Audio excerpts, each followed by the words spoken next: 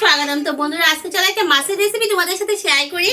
তো এখানে দেখো মাছ নিয়েছি আমি, 5 পিস মাছ নিয়েছি। মাছের মধ্যে লবণ দিয়ে দিই, পরিমাণ মতো লবণ দিয়ে দিই, আবার পরিমাণ মতো হলুদ দিয়ে মাছটা একটু খুব ভালো করে মেখে নিই। আর ওইদিকে দেখো দুইটা আমি একদিকে প্যান বসিয়েছি, একদিকে কড়াই বসিয়েছি।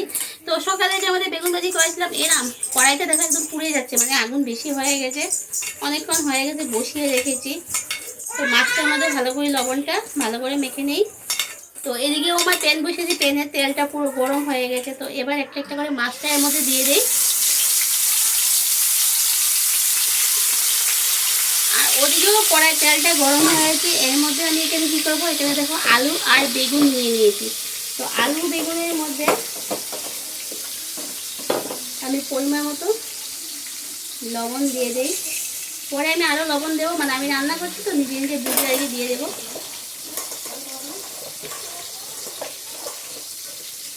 তো আলু বেগুনের মধ্যে লবণটা মেখে রেখে দিলাম। তেলটা পুরো গরম হয়ে গেছে, এর মধ্যে আছে পেঁয়াজ কুচি আর কাঁচা লঙ্কা কুচি, দিয়ে দিলাম। কাঁচা লঙ্কাটা ফোটার সম্ভাবনা, কেটে দিয়েছি তো।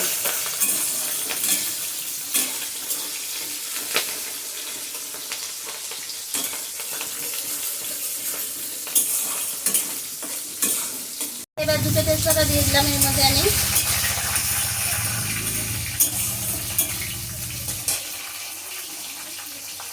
এবার এখানে আলু আর বেগুন লবণ হলুদ দিয়ে মাখা আছে, সেটা দিয়ে দিলাম।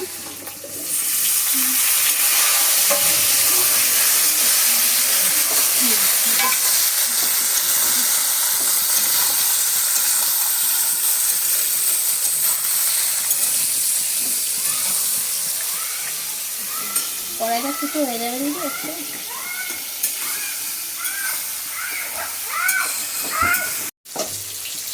তো বন্ধুরা, এখানে আমার আলু আর বেগুন ভালো করে ভাজা হয়ে গেছে, এর মধ্যে আমি জিরা দিয়ে দেবো। বাটা জিরে দিয়ে দিলাম, আবার বাটা লঙ্কা দিয়ে দিলাম।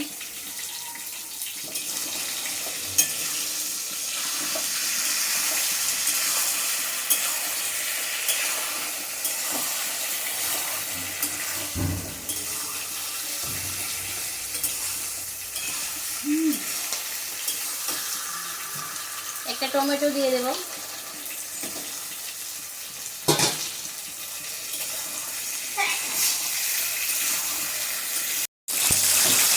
তো এবার একটু খুব ভালো করে এটা কষিয়ে নেব, হালকা হাতে কষাবো যাতে বেগুনটা না ভেঙে যায়।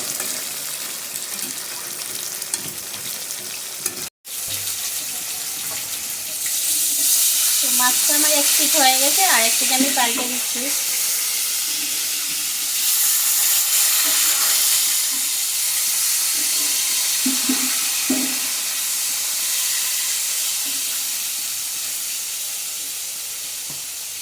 ওদিকে আমি যতটুকু জল লাগবে সেই পরিমাণ মতো জল দিয়ে দেবো।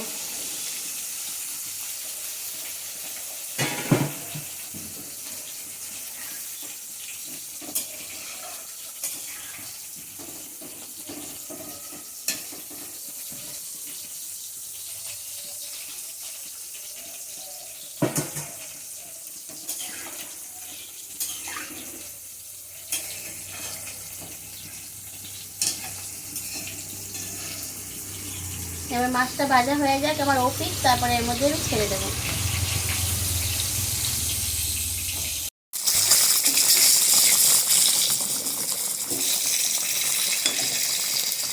তো বন্ধুরা, তখন আমি লবণ দিয়েছিলাম যে ভাজার সময় বেগুনের মধ্যে বেগুনের মধ্যে লবণটা দিয়ে দিয়েছিলাম। তো ততটুকু আমি বলছি, পরে আবার দেবো। তো এখন আমি পরিমাণ মধ্যে ঝুলের মধ্যে আরেকটু লবণ দিয়ে দিই।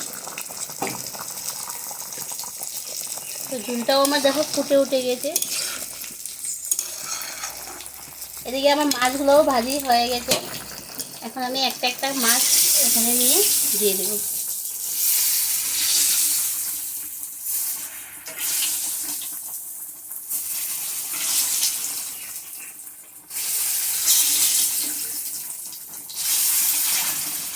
মাছটা দিয়ে আরও 10 মিনিট ফুটাবো, তারপরে সবশেষে ধনিয়াটা দিয়ে নামিয়ে নেব।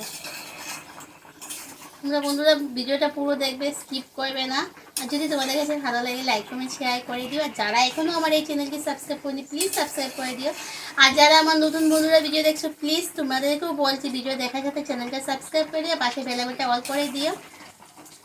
তো ঝোলটা আরও 10 মিনিট ফুটাবো, তারপরে আমি সবার শেষে ধনিয়া পাতা দিয়ে নামিয়ে দেবো। তো বন্ধুরা সবার শেষে আমি এখন ধনিয়া পাতা দিয়ে দেবো।